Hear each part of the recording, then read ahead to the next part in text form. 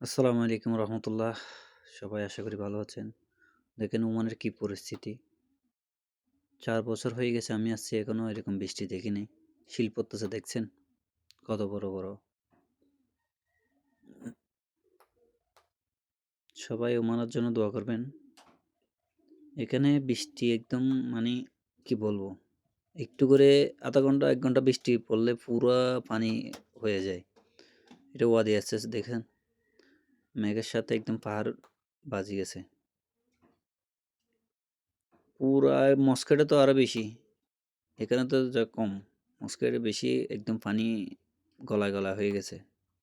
সবাদের room, যারা নিচে room আছে তাদের পানি এখানে সবগুলো ঢুকে গেছে। তো আশা করি সবাই ঘুমানোর জন্য দোয়া করবেন। কি পরিমাণ পানি দেখেন। এখানে একটা মজার ব্যাপার হলো, বৃষ্টি পড়ার পর এরকম পানি হয় না। বৃষ্টি পড়ার আধা ঘন্টা পরে এরকম পানি আসে, ১ ঘন্টা পরে বা আধা ঘন্টা পরে ওয়াদি চলে আসে। মানে এখানে সাঁতার কাটবে কোনো উপায় নাই। নিচে পাথর তো, মনে করেন এরা দাঁড়াতে পারবেন না, একদম পুরো নিচে চলে যাবে। তো ওয়াদি সুতে যে পাথর আসে, যে এই পাথরের সাথে বাজিয়ে মানুষ অনেক মারা যায়।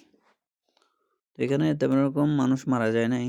মস্কোটের এদিকে সোহার, বার্গার